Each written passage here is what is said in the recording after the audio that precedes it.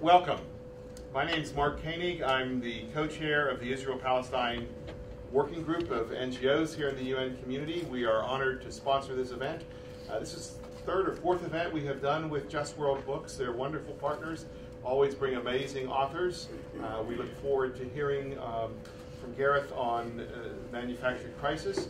But to do a full justice of an introduction, I'm going to introduce the publisher of Just World Books, Helena Cobban, and I'll allow her to introduce us to Gareth. So Gareth's book, Manufactured Crisis, The Untold Story of the Iran Nuclear Scare, is something that we at Just World Books have worked on a lot. We actually helped support Gareth in the writing of the book through the Kickstarter campaign, and very, very grateful to everybody who donated to that way of doing online crowdsourced fundraising, which means that we started the fundraising campaign in October 2012. We raised the money. Gareth wrote the book. He was able to take time out from his journalism in order to write the book. It was a terrible labor for Gareth, I know. But between October 2012 and today, the middle of February 2014, we have conceptualized, written, and published an entire book. And I am really happy that we have done so, because it's an extremely timely book, and it would not have happened without the support of all the people who donated to the Kickstarter, and of course without Gareth's amazingly hard labors. That goes without saying, but I suppose I should say it anyway. Gareth Porter is known to many people as a feisty, independent, investigative journalist and historian. Gareth has written for many outlets, including Interpress Service, Truth Out, and a lot of online publications. He's appeared on several TV shows. His earlier book, which came out, I believe, in 2005, was a retrospective look at the Vietnam War called Perils of Dominance. And that one was published by University of California Press. I believe it may have taken a little bit longer to get through the turnaround on that one than this one, because one of the things we do at Just World Books is we really do try to bring out timely books for changing times. And this one could not be timelier. In fact, it was really exciting last November as Gareth was coming to the end of the writing of the, we were coming to the end of the final edit of many edits, and going around backwards and forth, back and forth with the editors.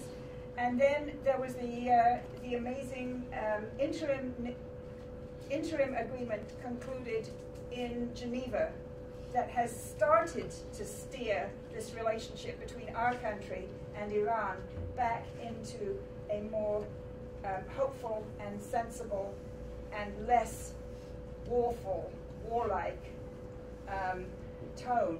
Now, it's only the start of the process.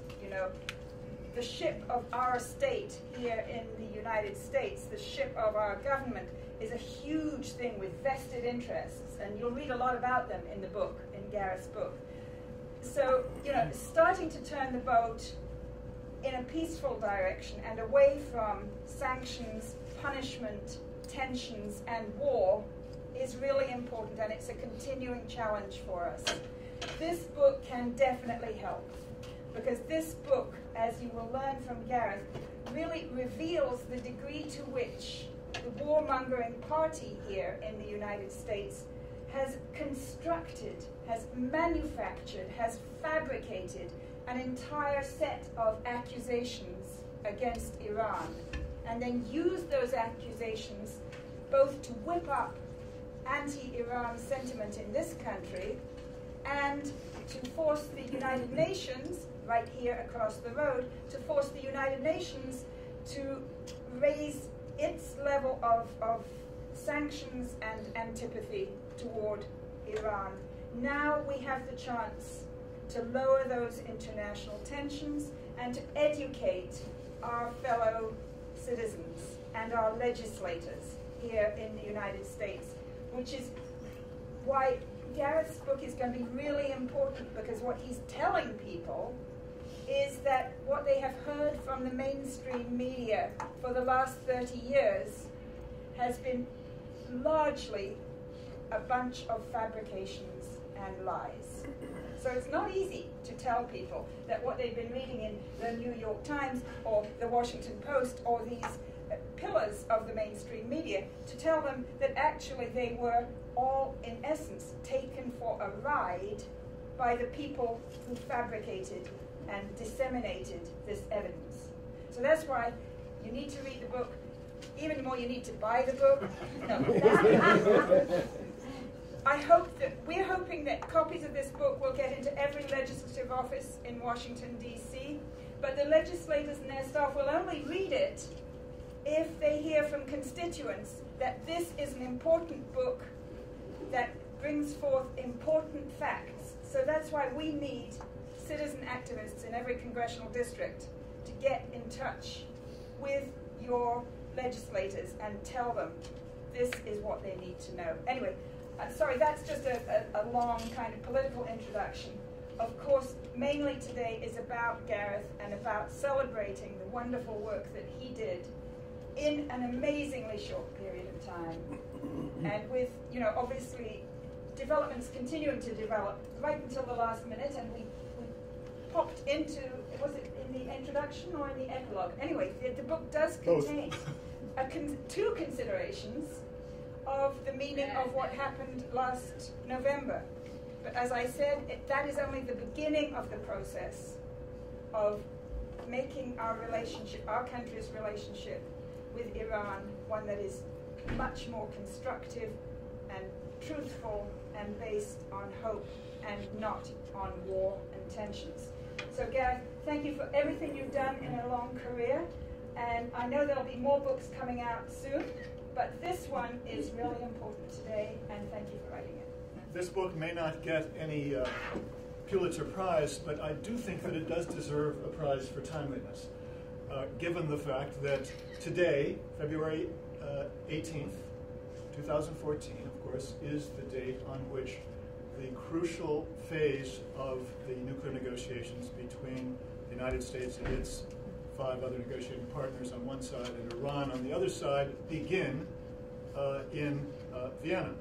The crucial and fateful set of negotiations, which we don't know how long they'll take, and we really don't know what the outcome of those talks will be. And I have to say, in all honesty, at the outset, that I am much less optimistic, I think, than Helena is, perhaps by my, not by my nature, but by my training as a student of international politics, going all the way back to studying under Hans Morgenthau, the great the scholar who was identified with the Realpolitik in American scholarship on international politics, but also having lived through so many wars now, beginning with Vietnam, and believing after the Vietnam War ended that the United States, of course, will learn its lesson from this disaster, and this kind of thing will not happen again. Well, of course, I was profoundly, deeply wrong. And that's part of the reason why, as a result, particularly of my writing the previous book that Helena referred to, Perils of Dominance, Imbalance of Power and the Road to War in Vietnam, I began to see something that I had missed earlier in my life, which was that it's not just a problem of this president or that president. It's not LBJ or George Bush.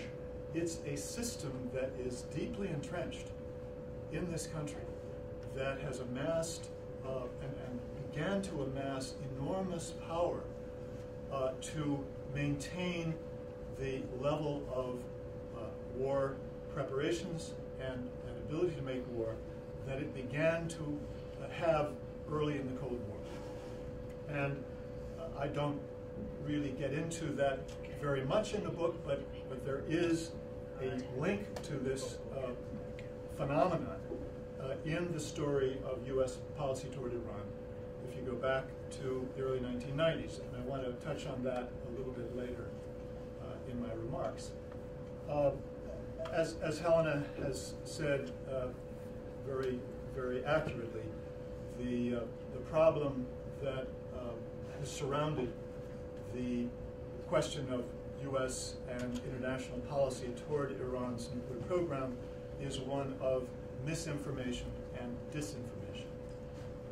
All of you here have followed the news media for many years about this issue, or you wouldn't be here.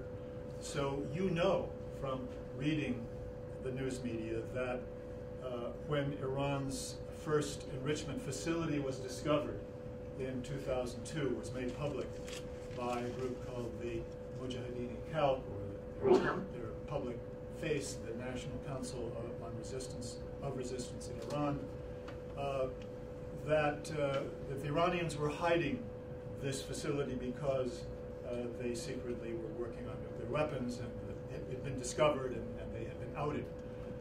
You know that Iran was found to have had a nuclear weapons program from 2001 to 2003 because there were all these documents that were turned over to Western intelligence in 2004 and then given to the International Atomic Energy Agency and for many years made public through the IAEA quarterly reports year after year from 2006 through 2013, 2014. These documents have been referred to in one way or another, and they reveal the fact, quote unquote, that Iran was indeed working on, covertly working on nuclear weapons. And indeed, the IAEA, you know from reading the press, has told us in 2011 that there's even more documentary evidence and evidence from intelligence from more than one country that the Iranians have continued to work on nuclear weapons as late as 2007, not necessarily limited to 2007. So you know all those things. Unfortunately, what you know from reading the news media is almost entirely false.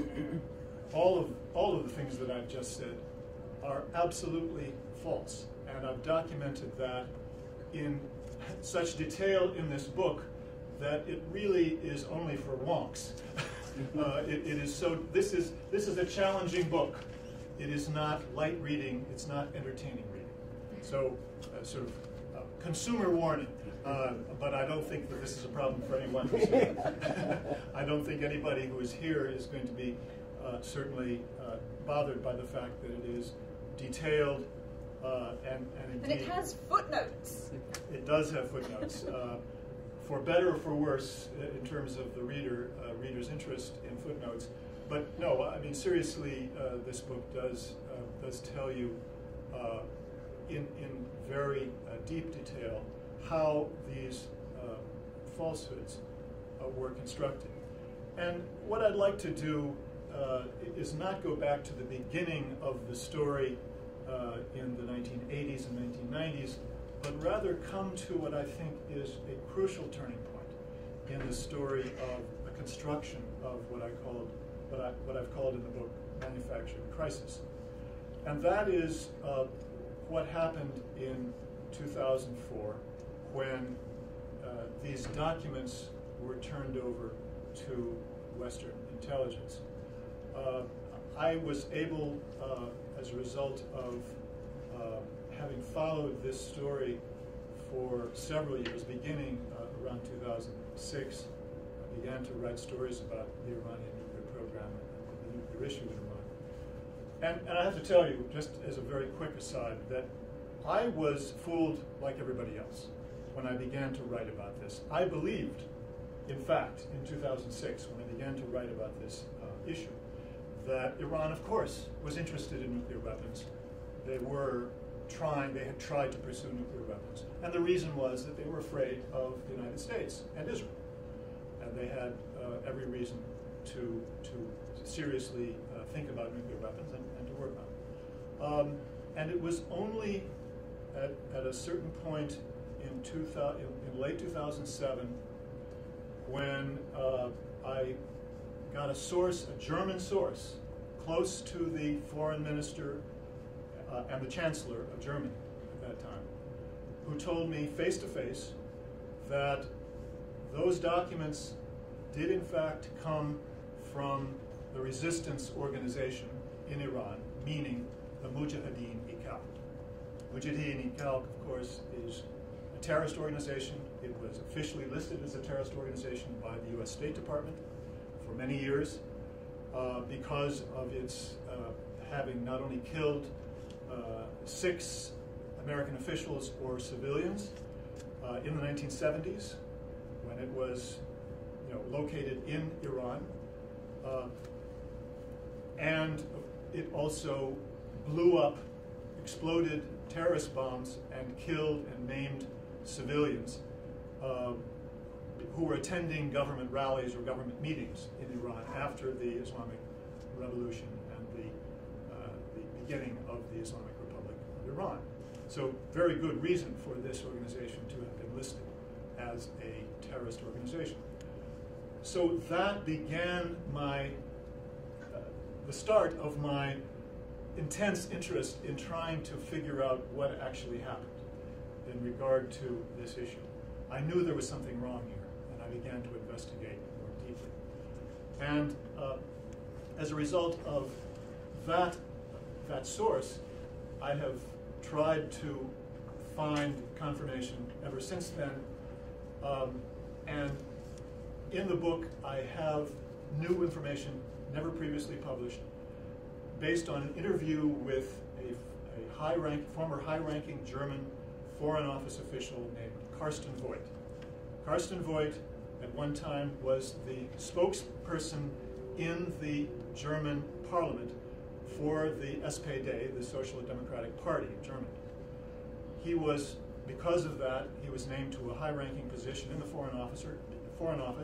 He was the coordinator of North American-German relations beginning in 1997 or 1998, I guess it was, and held that position for his entire Foreign Office career until he retired in 2010. Last March, I interviewed him by phone, and he gave me the full story of what happened on these documents. He told me that in November 2004, after Colin Powell had made a public statement, seemingly off the cuff, to reporters who were accompanying him on a trip to Latin America, about Iran working very hard on mating their longer-range missile to a weapon, as he called it, clearly implying a nuclear weapon. And everybody, all the press understood that that's what he was saying. And that, of course, generated a major press round of stories to that effect. Well, immediately after that, he got a call from his friends at the BND, Bundesnachrichtendienst, I believe is the way you pronounce it, the German Foreign Intelligence Agency. They were quite upset by Colin Powell's remarks, and they wanted to talk to him about it. And they told him that they knew all about the documents that Colin Powell was referring to, because they were documents that had come from one of their sources, one of their intelligence sources. Not a spy, not somebody who was hired by the BND to be a spy, but one of their occasional sources that they talked to. They knew that the source was, in fact, a member of the Mujahideen-i-Khalq. And they also knew that they did not trust the source. They did not trust the Mujahideen-i-Khalq from their experience, and they did not trust the source. As Carsten Voigt told me, they believed the source was doubtful, quote unquote. And so Carsten Voigt was being told that they were quite worried that the Bush administration was going to repeat history. Why did they say that? Because Curveball was a BND source as well. Curveball, of course, was the Iraqi exile in Germany who had told tales of Iraqi mobile bioweapons labs which later became the centerpiece of Secretary of State Colin Powell's presentation to the United Nations, right here across the street, which was so crucial to generating support, turning public opinion in the United States around for supporting a war against the Saddam Hussein regime. And so what the BND senior officials he spoke with were afraid of was that now the Bush administration had decided to do the same thing on Iran. They were afraid that they were going to cite this source, who they believed was not credible, as the basis for building a case to attack Iran. And so, although Carson Voigt told me they did not explicitly say to him, "We want you to warn the Americans," he understood that that's what they were talking about because of his position.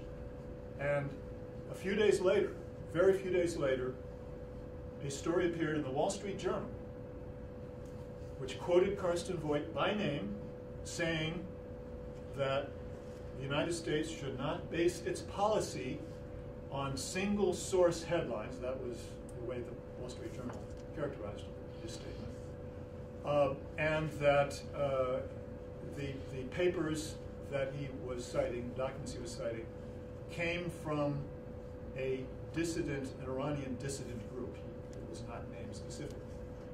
That obviously was his way of warning the U.S. government. Now, I've not been able to confirm or to disconfirm whether the BND also contacted high-ranking officials of the CIA, presumably the director of the CIA at that time, and warned, once again, do not rely on this source quite explicitly.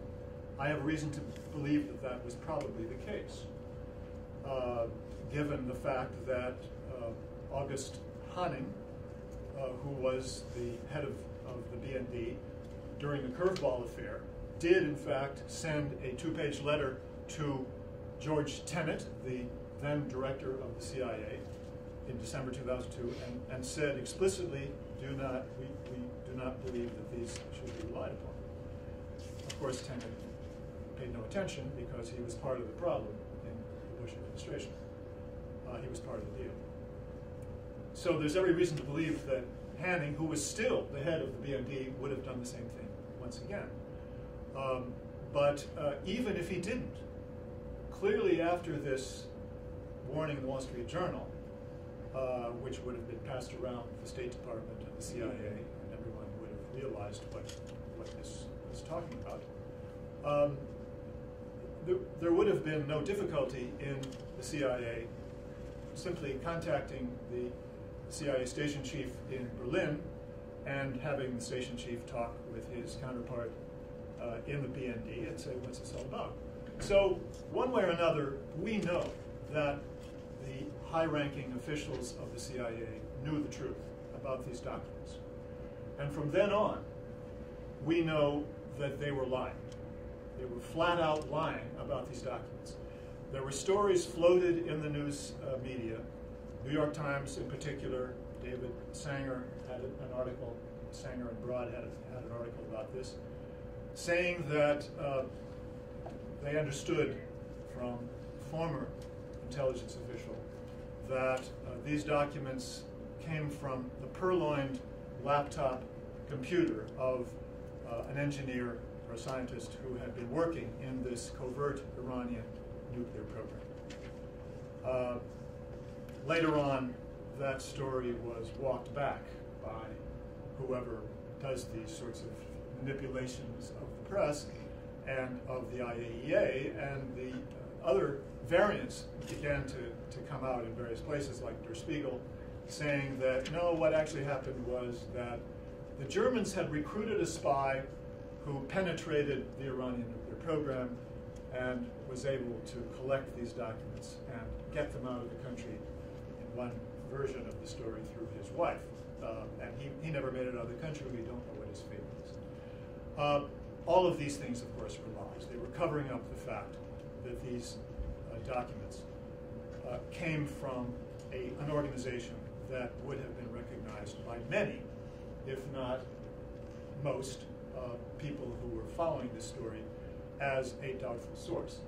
Now, bear in mind that another thing to understand about the Mujahideen Khalq is that they were really close, not so much to U.S. intelligence, although U.S. intelligence obviously had contact with them, but to the Mossad, the International Intelligence Agency of Israel. It's well documented that the Mossad had essentially used the MEK through the NCRI, the National Council of Resistance of Iran, to essentially make public the existence of the Natanz nuclear facility.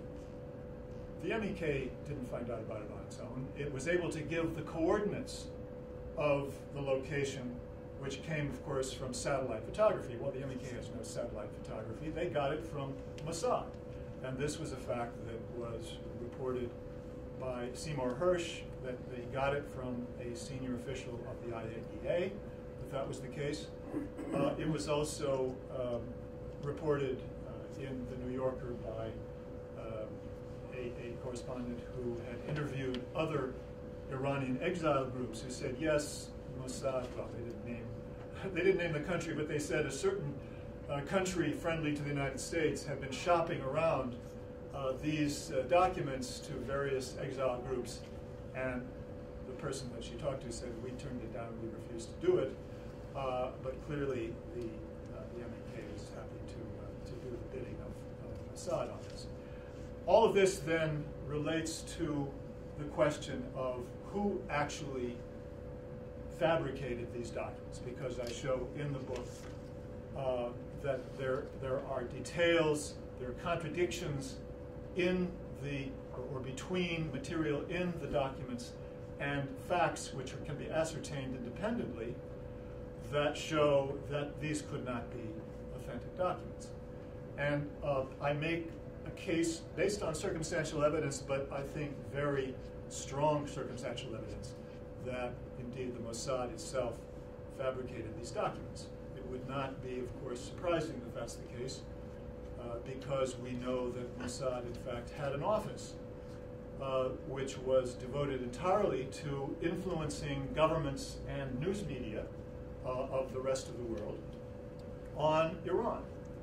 And occasionally, as part of its job, it would turn over documents that it claimed came from within Iran to governments or news media.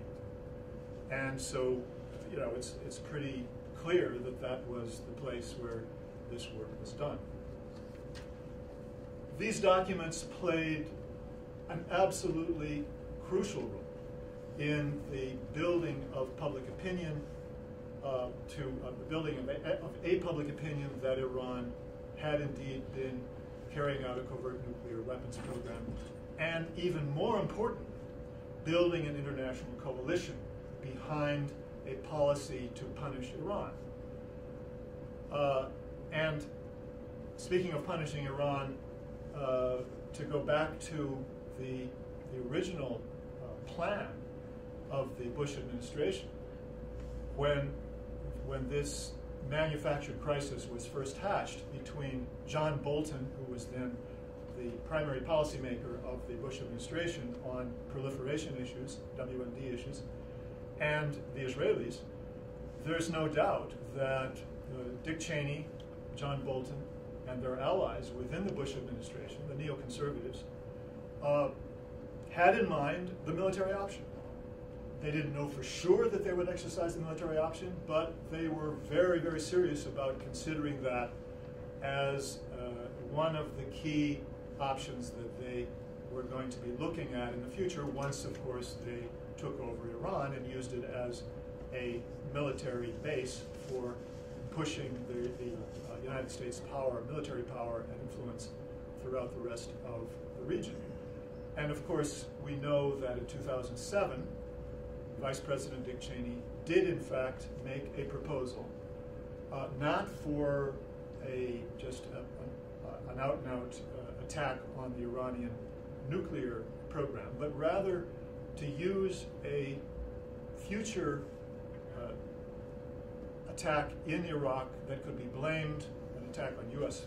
troops in Iraq that could be blamed on Iran as a pretext for a U.S. retaliatory attack on Islamic Revolutionary Guard Corps bases in Iran, which of course the neoconservatives plan to use as a basis for escalating a war that would then allow them to attack military targets more generally, including the nuclear program.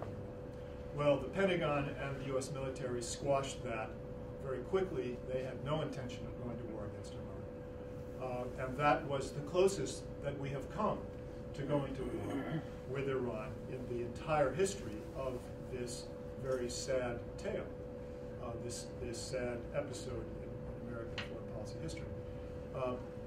So the crucial role that the documents played in this policy, in this manufactured crisis, was to allow the IAEA, indeed to put pressure on the IAEA, to use these documents to accuse Iran of having had a covert nuclear weapons program that would then be cited as the basis for some international action.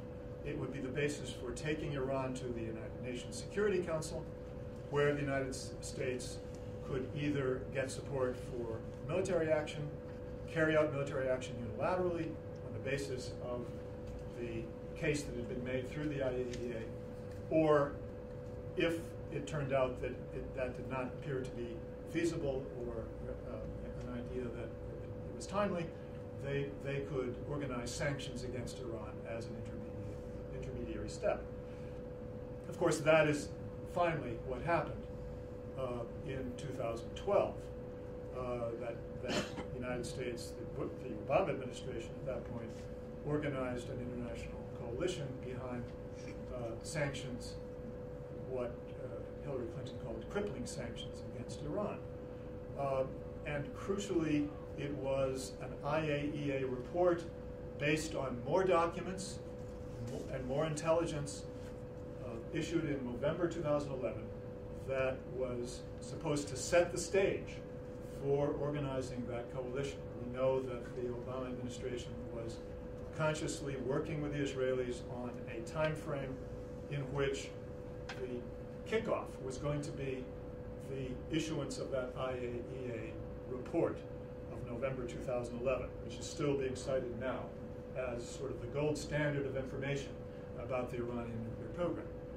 The crucial thing that you need to know about the IAEA report of November 2011 is that it is almost entirely based on documents and intelligence that came from Israel. We know this from Mohammed al-Baradei, the former Director General of the IAEA. In his memoirs, he talks about a whole raft of new documents that were given by Israel to the IAEA in 2009. I think he missed one key document that actually was given by Israel in 2008.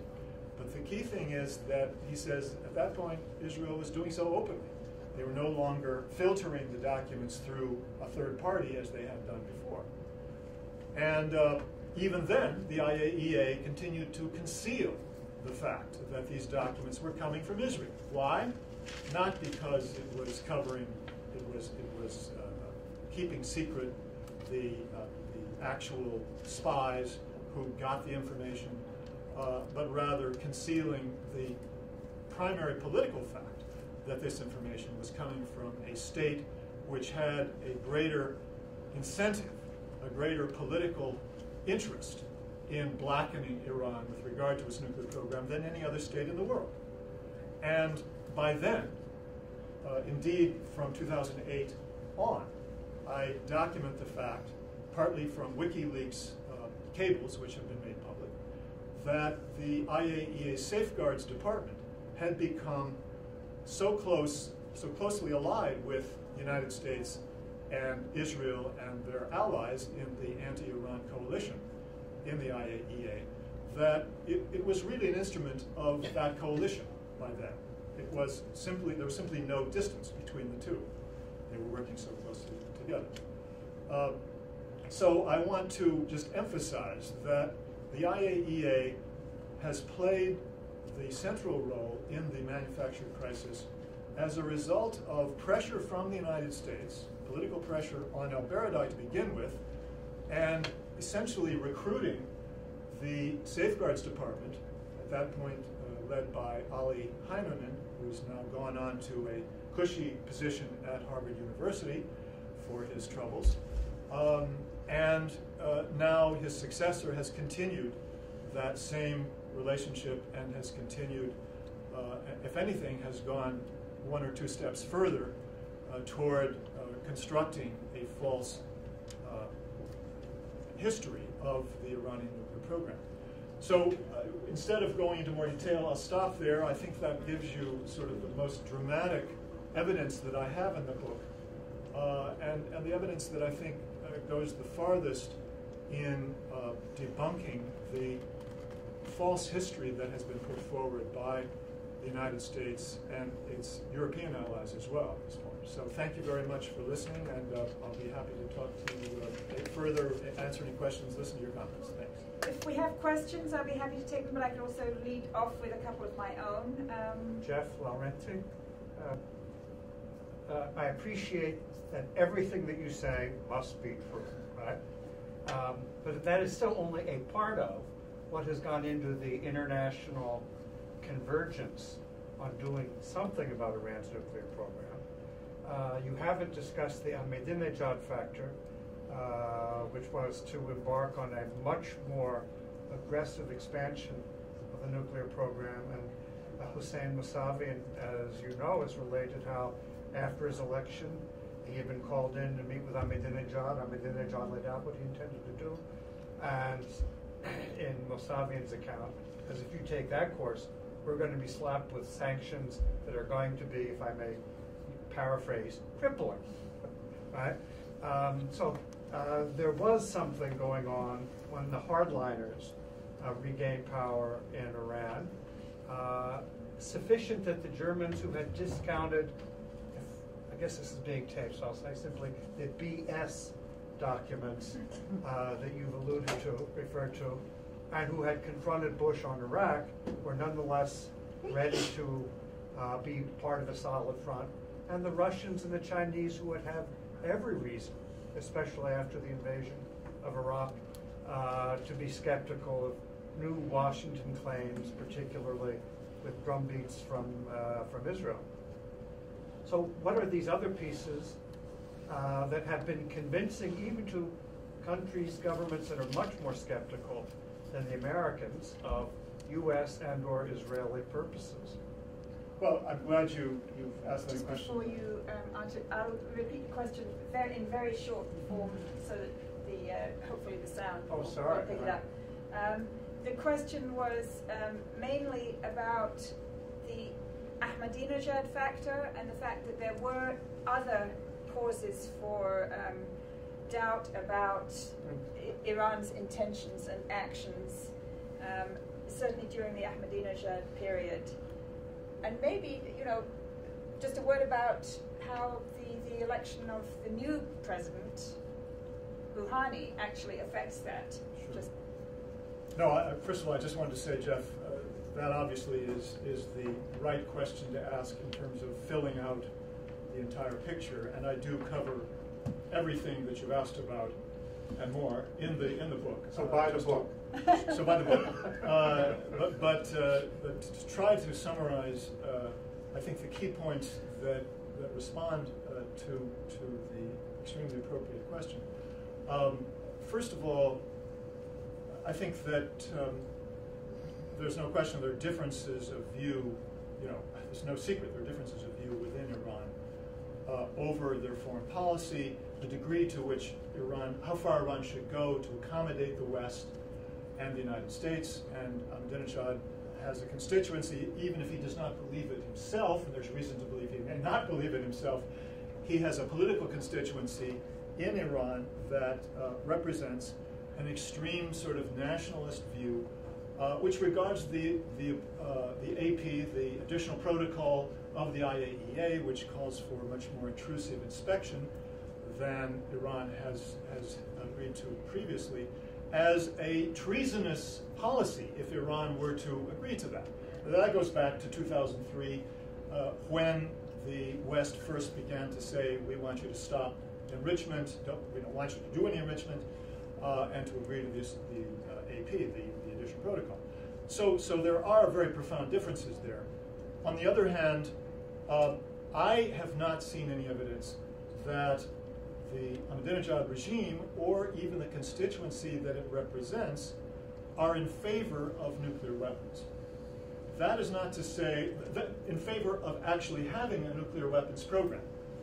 That is not to say that individuals in the IRGC, in the Iranian military-industrial complex, if you will, were not interested in doing work themselves that related to nuclear weapons. It's clear that that was the case. And indeed, I cover that point in the book. And it relates to a key point about what was going on in Iran in the late 1990s up to 2003, which relates to the debate within Iran over its nuclear program. And the question at the center of the debate was, okay, we're not going to have nuclear weapons. We're not going to have weapons of mass destruction. The Shia jurisprudence rules that out as illicit under Islam. But in the case of chemical weapons, during the Iran-Iraq War, we didn't manufacture chemical weapons, despite the fact that Iran was being attacked year after year, time after time, by the Iraqis with chemical weapons. The reason being that Khomeini said, no, this is illegal in Islam. But what they did do was to try to deter the Iraqis by saying, if you keep doing this, we may be forced to change our policy. And they procured the precursor chemicals, and they had a facility, but they never did it. So what's the equivalent of that in the case of nuclear weapons? Well, some people who had a vested interest themselves were arguing we should understand how to make a nuclear weapon so that we can have a credible deterrent. And that implied that they would be allowed to do work on the subject. They would be allowed to do research. The other side of the argument, however, the sort of hard line against anything having to do with nuclear weapons was no, having a latent deterrent in our nuclear program simply meant being able to enrich uranium. That would be enough to deter any potential aggressor. And that argument was going back and forth during this period. It had not been the subject of course, public statements, but it was sort of conversations that were going on in the background. In 2003, the Supreme Leader, Khamenei, started in March of 2003 to make speeches in which he explicitly stated nuclear weapons are illegal under Islam. That was his way of saying, no, we're not going to have anything to do with any research on nuclear weapons. And then when Rouhani was named the coordinator of nuclear policy for Iran in 2003, according to the French ambassador at that time, who wrote an op-ed piece in the New York Times last year, Rouhani sent out a circular to all government offices and said, tell me anything that you have done relating to the nuclear issue. And if you have done anything that has any relationship to nuclear weapons, you must stop. You cannot do this. The next day, or within a couple of days, the Supreme Leader made another major speech reiterating and emphasizing that nuclear weapons are illicit under Islam, and that will be the policy of Iran. And there is other evidence suggesting that this was a way of making sure that nobody would miss the message that there was to be no work on nuclear weapons. So all of which is to say that this explains why there were people whose communications were somehow intercepted by a certain intelligence agency in the United States, which has gotten into the headlines recently, and they were intercepted saying, their computers were obviously cracked, and messages from them, one or more people were expressing dismay that their work was stopped by the government in 2003, in October 2003. That was treated as evidence that, yes, they did have a nuclear weapons program. But if you look at the full context here, I think it shows something very different. And so that's why I think, there is reason to doubt that the Ahmadinejad regime was headed for nuclear weapons. There was never any question about the fundamental policy. And Ahmadinejad himself, of course, was never in charge of the nuclear file. That was in the power of the Supreme Leader himself. And the Supreme Leader had chosen Hassan Rouhani as his primary person to deal with nuclear weapons, with the nuclear program, to deal with that issue. And Hassan Rouhani, you need to understand, he is a figure who represents the Rafsanjani faction of this great divide in Iranian politics. A faction which is profoundly committed not just to no nuclear weapons, but to an understanding with the capitalist world, because their interest lies in a modernized, powerful, rich Iran. Now, Rafsanjani himself may be somebody who's been corrupt, or people associated, people in his family may be corrupt. That may well be the case, but he represents, and Hassan Rouhani himself represents, the faction which the United States has the greatest interest in supporting. So that's why, obviously, the differences between the Ahmadinejad regime and the previous governments and the present government are profound, but why there was never any possibility that could lead to nuclear weapons. Now, final point, did that result in persuading the Germans, the French, the Russians, and the Chinese to go along with this? I think that the politics of that were much more complicated. I won't go into the details, but changes of government in France and Germany obviously have something to do with it. The fact, I think, particularly important, that the threat of war against Iran really had receded to the point where they were worried about that war was another factor. So the fear that existed definitely in 2003 and 2004 on the part of the French, the Germans, and even the British had basically dissipated, and that's why they felt free to be good allies of the United States and of Israel. I think that's any more questions? Yeah. You said that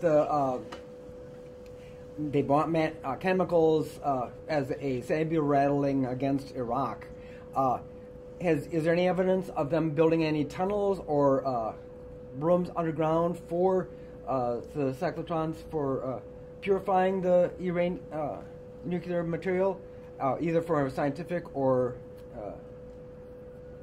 a cyclotron? Centrifuge. Centrifuge. I'm sorry. Centrifuge. Centrifuge. Yeah. You mean covert centrifuge manufacture? Either for scientific or for military use. Well, I'm not exactly sure what we qualify as a covert centrifuge. I mean, they were in the process of trying to acquire the parts for centrifuges and to figure out how to put them together, and then to test them from 1985 through 1998, 2002, basically, when they were in the process of constructing Natanz. Was that covert? Well, in the sense that they weren't announcing it to the IAEA, it was covert. But they knew that Western intelligence and the IAEA were aware that they were working on centrifuges. So in that sense, it was not covert. So that's why I think that there's some ambiguity about the question of a covert centrifuge. Since 2003, I know of no evidence that there's been any suspicion or any indication that Iran has been covertly manufacturing centrifuges. They have had every right to do so, They have informed the IAEA when they've put more centrifuges online, and they've continued to do so. So there's no reason for them to do it covertly at this point. Yes, at the back. Didn't the U.S. government, though, in a sense, make an adjustment when they appointed Fingar to head up the NIE, the National Intelligence Estimate, and let him bring his people from the State Department to begin to analyze this information and coordinate all of those intelligence agencies that had information to come up, in a sense, with a narrative that is consistent with what you're saying? Well, I mean, that's an excellent question. It's one of the subchapters in my book is about that NIE, that National Intelligence Estimate of November 2007, the famous estimate which, for the first time, concluded that Iran had terminated its nuclear weapons work, to the great dismay, of course, of Israel and European allies, who wanted to continue to be able to accuse Iran of continue to work on nuclear weapons, in fact. And I had a very long interview. I should say very long interview. I had a very substantive interview with Tom Finger when he was at Oxford University last year, in which he surprised me by really revealing pretty much the full story of that NIE, the work on that NIE. What is not understood about that NIE, which is very important to know, is that they promised some key people in Congress at the beginning of the NIE. The reason they had the NIE was pressure from people in Congress, and I think that it was Jay Rockefeller, at that time the head of the Senate Intelligence Committee, who was the primary person who was putting the pressure on for this. They promised Congress that they would do an NIE, and that it would be different from previous NIEs because this time they would go into some depth to analyze and understand the nuclear intentions of Iran. That was a implicit admission that previous NIEs really hadn't done that at all. And so they promised this time that we will go into depth and we will not depend on previous NIEs. We will start afresh to understand what it is that Iran has in mind with its nuclear program and look at all the evidence anew. Well, they didn't do that. And he admits it. He admitted it to me that they didn't do that. He said that in June, when they did a first draft of the NIE, with the intention that that would become the final draft, of course, once it was edited and passed through the political process of all the agencies approving it, they simply reiterated what they had said in previous NIEs. They reconfirmed that, yes, Iran not only has had a nuclear weapons program in the past, it still has a nuclear weapons program. They believed that Iran had a nuclear weapons program. Why?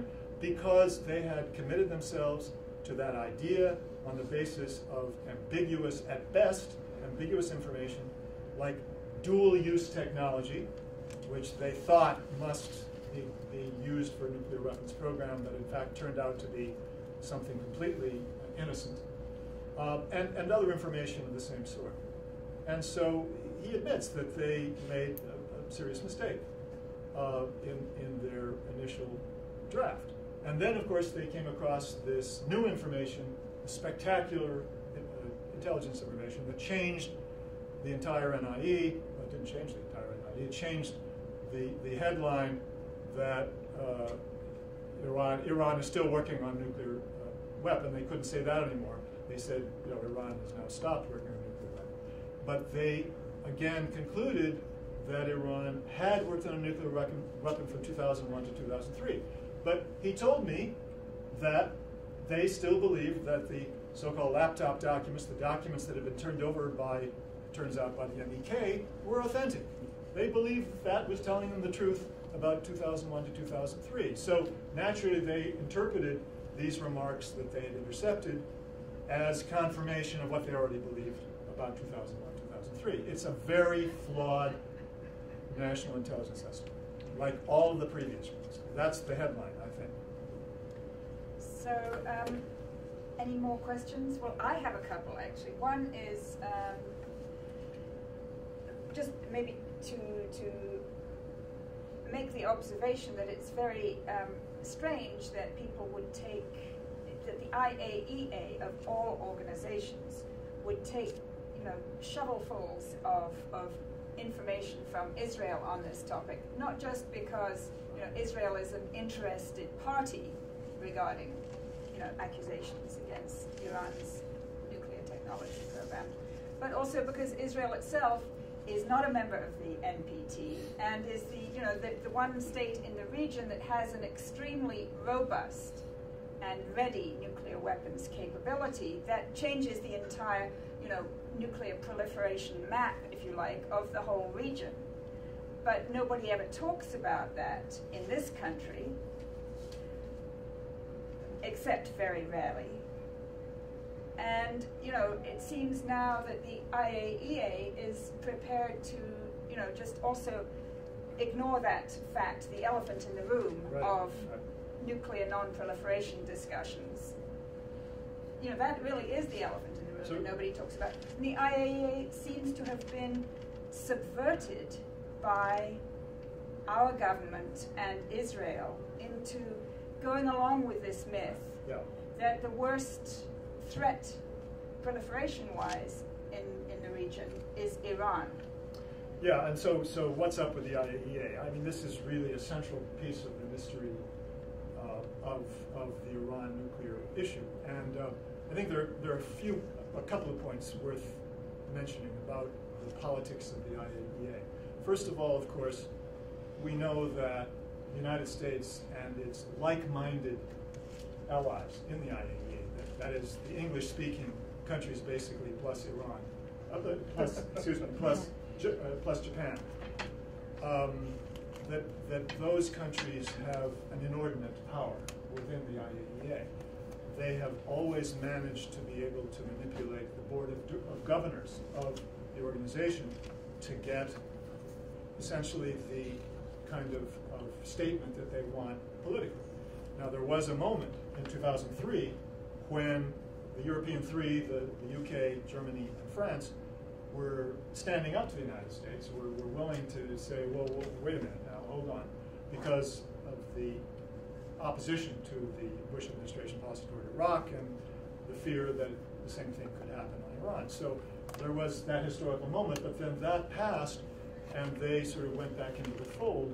And so that coalition really has played a key role in putting pressure on the Secretary General, whether it was al-Baradei or his successor, Amano. Now, the second point is that we know that Amano essentially promised his fealty to the U.S. policy on Iran in order to get U.S. support to get him elected to replace al-Baradei. This happened, I mean, this is documented in the WikiLeaks cables, which were released, much to Amano's embarrassment, obviously. And so Amano was a guy who clearly was in the U.S. camp all along. But interestingly, I've just spoken with a former IAEA official who told me that Amano now realizes that he's made a serious mistake on Iran, going as far as he has, with that November 2011 report. And that he realizes that he has, in fact, been taken for a ride. And he regrets it. But, of course, we can't sort of just openly say so. That's not what is done. But he points out, well, I haven't really said anything more about it since then. Well, I think he's trying to, walk a very fine line, indeed. And I don't think it's working for anybody's benefit. So I think those two things help to explain. But the third point is that the key person to set the line in coordination with the United States and Israel was Olli Heinonen. Olli Heinonen is a Finnish scientist who really does not know anything about nuclear weapons. He really knows nothing about nuclear weapons. He was in over his head, and he had a very strong prejudice He did not like the Iranians. He didn't trust them. And he simply continued to use that sort of prejudice as the basis for making policy. And really, he achieved the ability to do that because he had U.S. support. And he basically worked around El-Baradei. El-Baradei, sort of stood back and let him do what he did from 2009. So we're probably coming to the end here. We've had a really amazing seminar from Gareth. As he said many times, obviously, there's a lot of material in the book, and he has painted a very effective picture today of one little portion of it. The book does go back to, when the Iranians first wanted, when the Islamic Republic of Iran government first wanted to explore restarting the program, the nuclear technology program that the Shah had with a lot of support, obviously, from the Americans. And so, there's a whole rich history, both in terms of the Iranian program and in terms of, there's a whole chapter on the Israeli roots of the manufacture of the crisis. And there's another chapter on the American roots of the manufacture of the crisis.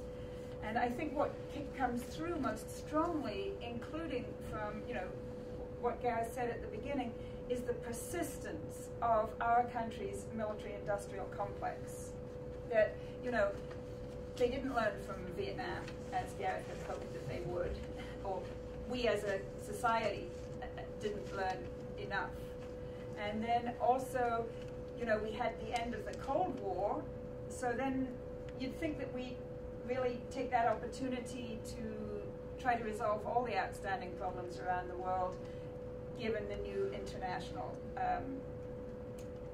politics. But that didn't happen, and one of the main reasons it didn't happen, as Gareth has argued, and as I have certainly argued, is that the military-industrial complex, they need the jobs, they need the contracts, and they would rather have those jobs and those contracts producing the weapons of war than they would, actually building roads and bridges and schools and stuff that we need in this country and that might keep our country economically competitive. But, they're all on that other kind of military construction path. And so you have to have an enemy. And here's one that they have, really built up into this potent enemy. So now we're going to have to try to walk that whole narrative back. And, it's going to be a hard job, as I said earlier. The facts and the documentation in this book can help all of us to do that. So Gareth is going to be available for book signing. And thank you all again for turning out amidst this terrible weather. Gareth Porter, thank you very much. Appreciate it.